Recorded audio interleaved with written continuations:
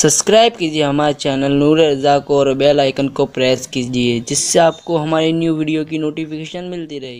میرے پیارے آقا صلی اللہ تعالی علیہ وسلم کے پیارے دیوانوں،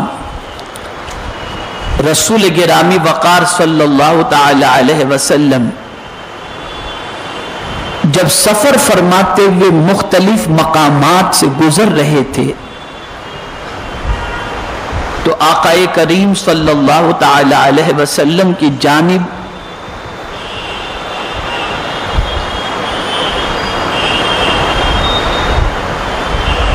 جنات بڑھتے ہوئے حضور صلی اللہ علیہ وسلم نے دیکھے، اور جب رسول گرامی وقار صلی اللہ علیہ وسلم نے جنات کو دیکھا تو ان کے ہاتھ میں آگ کے شعلے تھے۔ پیغمبر رحمت صلی اللہ تعالی علیہ وسلم نے جبریل امین علیہ الصلوۃ والتسلیم سے فرمایا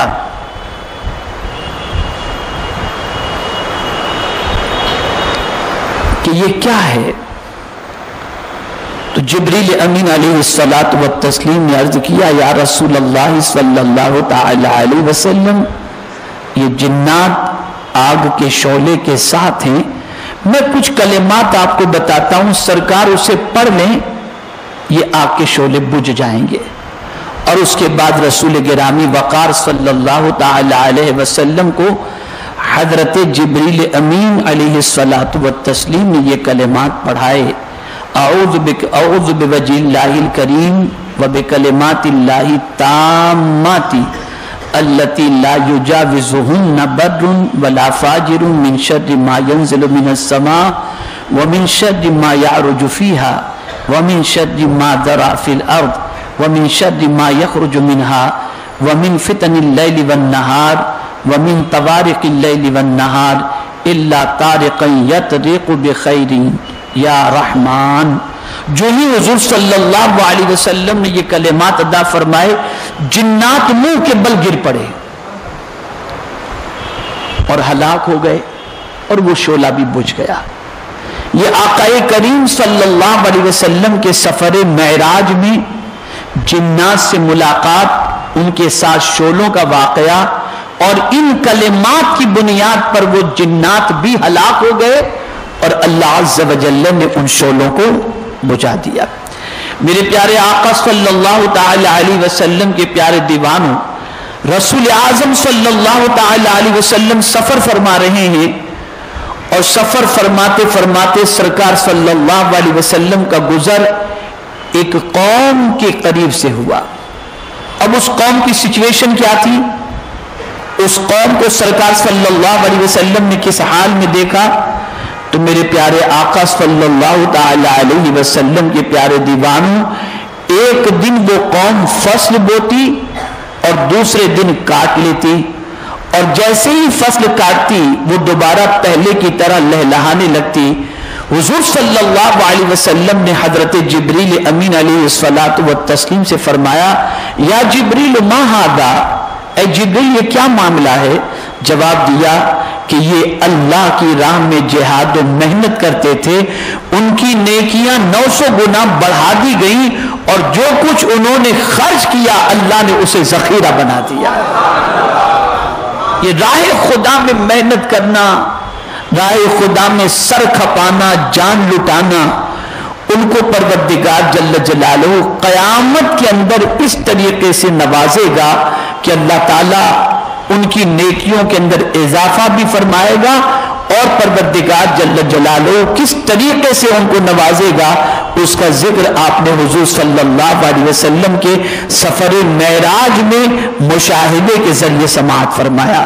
میرے پیارے آقا صلی اللہ علیہ وسلم کے پیارے دیوانوں، اسی طریقے سے اگر کوئی اللہ کو اپنا رب مان لیتا ہے اور حضور صلی اللہ علیہ وسلم کو آخری نبی مان لیتا ہے، اور اسلام پر ثابت قدم رہتے ہوئے ہر مشقت کو جھیلنے کے لیے تیار ہو جاتا ہے، ہر تکلیف کو برداشت کرنے کے لیے تیار ہو جاتا ہے، اور پروردگار جل جلالہ کے دین کو کسی بھی اعتبار سے چھوڑنے کو تیار نہیں ہوتا، بلکہ ہر مصیبت کو برداشت کرتا ہے، اس کے سلسلے میں آپ سماعت فرمائیں کہ رسول اعظم صلی اللہ تعالی علیہ وسلم سفر معراج میں جا رہے ہیں، اسی میں آقا کریم صلی اللہ علیہ وسلم کو ایک خوشبو آئی اور سرکار صلی اللہ علیہ وسلم نے وہ خوشبو پائی تو آقا کریم صلی اللہ علیہ وسلم نے حضرت جبرائیل امین علیہ الصلاۃ والتسلیم سے فرمایا،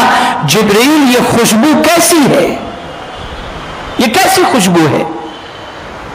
تو حضرت جبرائیل امین علیہ الصلاۃ والسلام نے عرض کیا، یا رسول اللہ صلی اللہ تعالی علیہ وسلم، یہ فرعون کی بیٹی مشاطہ اور اس کے اولاد کی خوشبو ہے۔ مشاطہ کون تھی؟ فرعون کی بیٹی۔ فرعون کی بیٹی کی جو مشاطہ تھی، مشاطہ کسے کہتے؟ کنگھی کرنے والی۔ جو فرعون کی بیٹی کو کنگھی کرتی تھی نا،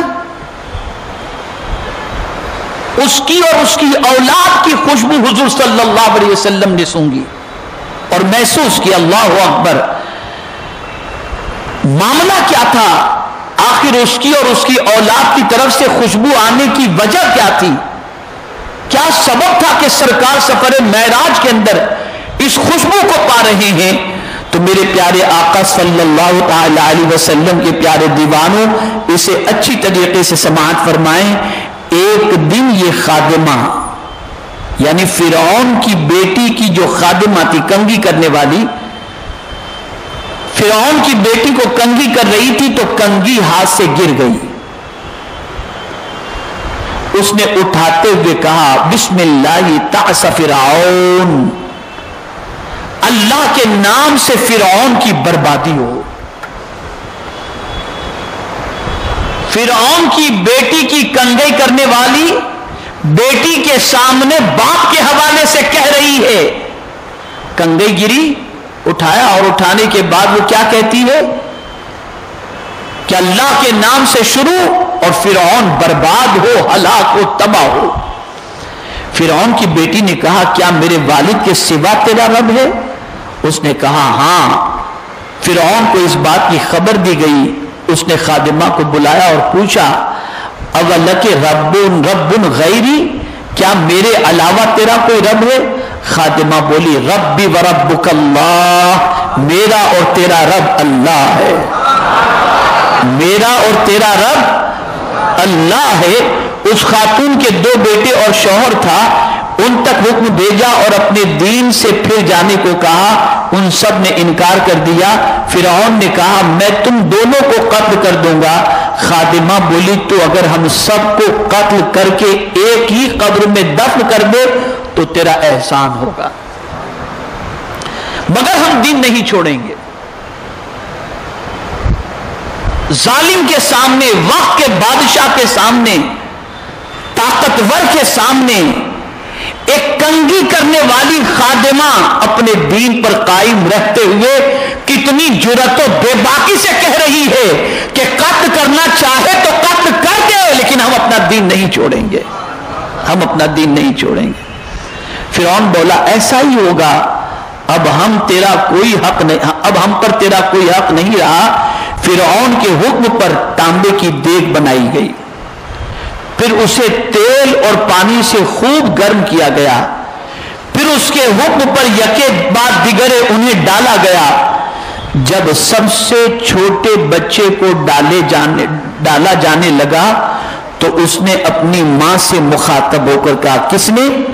فرعون کی بیٹی کی کنگھی کرنے والی جو عورت تھی، اس کے بیٹے کو جب آگ میں ڈالا جانے لگا تو وہ بیٹا اپنی ماں سے کہتا، کیا کہتا؟ یا اماں قی ولا تتقاعسی فإنک علی الحق، اے میری ماں اس میں جلدی آؤ، تاخیر نہ کرو کیونکہ آپ حق پر ہیں۔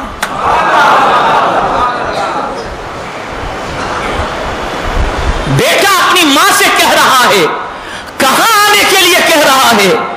کھولتے ہوئے تیل میں، اس دیگ میں آنے کے لیے کہہ رہا ہے، ماں تو بھی حق پر ہے اور ہم بھی حق پر ہیں، آنے میں جلدی آ جاؤ، دیر نہ کرو، اس لیے کہ جان دی ہوئی اسی کی ہے، اس سے بہتر کیا ہے کہ جان اسی کی راہ کے اندر قربان ہو جائے۔ تو اب اب یہ جان دینے والوں کو اللہ نے ایسا پسند فرمایا کہ سرکار معراج کے سفر میں تشریف لے جا رہے ہیں تو سرکار صلی اللہ علیہ وسلم کو اس مشاطہ کی اور ان کی اولاد کی خوشبو حضور کو محسوس ہو رہی ہے. اندازہ لگائیں. یہاں سے یہ بات سمجھ میں آئی کہ استقامت فی الدین کتنا ضروری ہے. اگر دین پر قائم رہتے ہوئے کوئی جان دے دے تو اللہ تعالیٰ اس کی جان کو رائگاں نہیں فرماتا بلکہ اسے بلند درجات دونوں جہاں میں عطا فرماتا ہے.